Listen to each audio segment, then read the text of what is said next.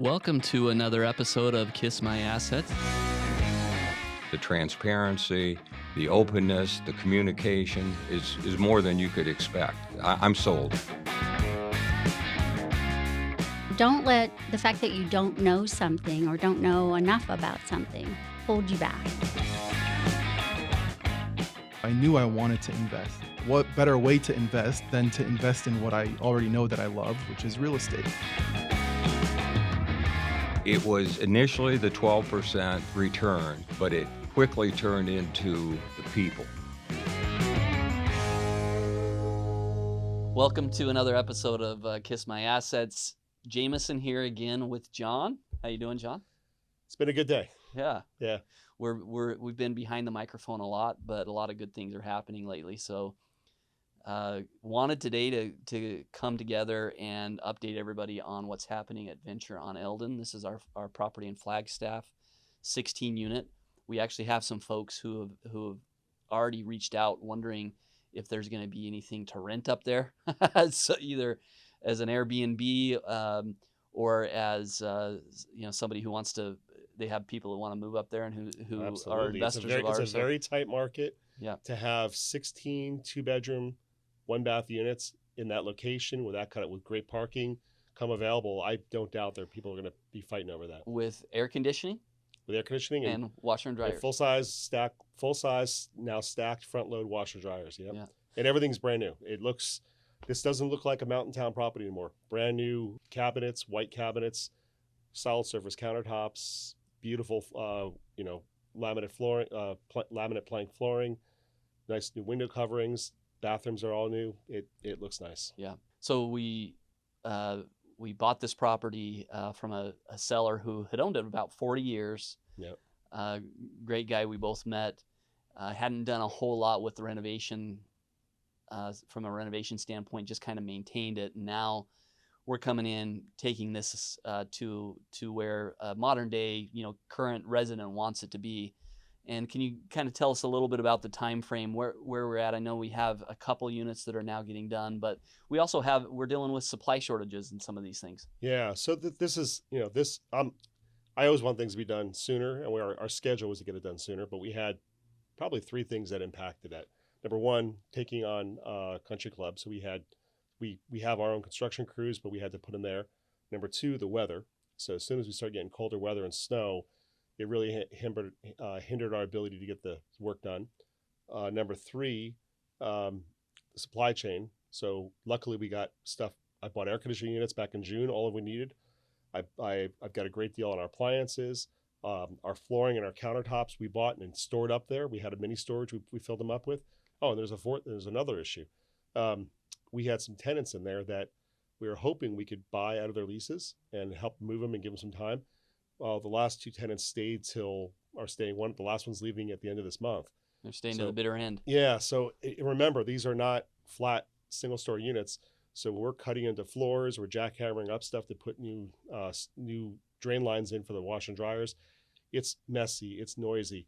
We couldn't work on them because we had several units that were still occupied. So we couldn't get into those units. So now we can. Well, and I think one of the interesting things is supply chain. And we were ahead of the game when it came to ordering a bunch of these materials. And when we're talking air conditioning, we're talking appliances, flooring, fixtures, there's a lot of items that need to be curated. And I was at Home Depot the other day and talking to a person there that he couldn't find what he was looking for. He said it's just not available right now. Everything's on back order. So where are we at on this one? Is there anything holding us up? I know appliances. We've got a good line on them. We're getting them delivered up there. We've already put appliances in 2 units that are finished right now. Okay. And we're ready to bring up the next ones once Danny says they're got final clean done. I mean, I'm really glad we bought those air conditioners. We bought brand new air conditioners with I think it's 10-year warranties. They're extremely long warranties on them. These are ground mounted units like we have in Phoenix with a split unit. And we had our in-house guy install them for us. And those units we bought for about $1,000 for the whole set, plus our in-house guy's labor. So we're probably into it for less than $1,500 between the units, the extra parts you have to buy, the line sets, and other things you have to buy for the unit.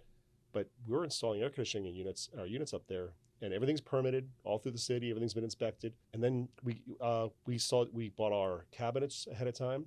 I bought probably the last 2 boxes of prefab countertops you can find in Phoenix back in July, and found them in a junkyard of granite that they had 2 full boxes of countertops. Nice find there. Yeah, and got a trucking company to pick them up and drop them off up there. Yeah, where do we store all this stuff up there? That's the other thing. Mini storages in Flagstaff are all full. So I was calling and begging to find one, and finally one of them called me back and said, "Here's the way it works. We have another one coming up for rent, and I've got a list of 16 people on it.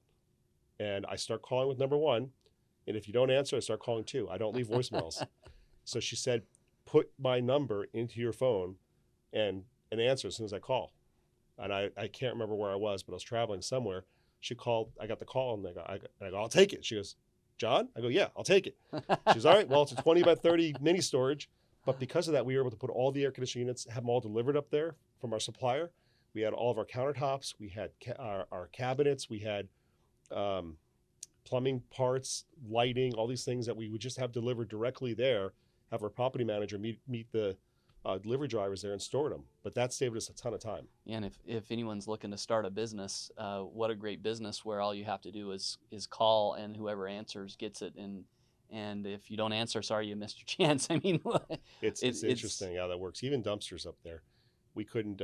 When you call up to get dumpsters, there's a waiting list for dumpsters. So it's an interesting market, but it bodes for us very well, because our renovation costs are probably half of what somebody else's would be up there. Yeah, because you also have to deal with the a smaller labor pool up there, and they charge a premium because they know it's Flagstaff. Right. Why is Flagstaff the way that it is? Because I know you go up there a lot. You have a second home there. Why am I getting people asking me if there's going to be vacancy that they can move in, and why is there such a demand up there? There's just for not people enough, who haven't been up there. There's not enough housing, number 1. Number 2, I'd say that because of COVID and the way the market is in general. I mean, my Airbnb is booked all the time. I just this week this morning sat down and sent out the door codes for the next 5 guests that are going to be there for the next 2 weeks. It's everything is booked all the time up there, and there's a shortage of housing.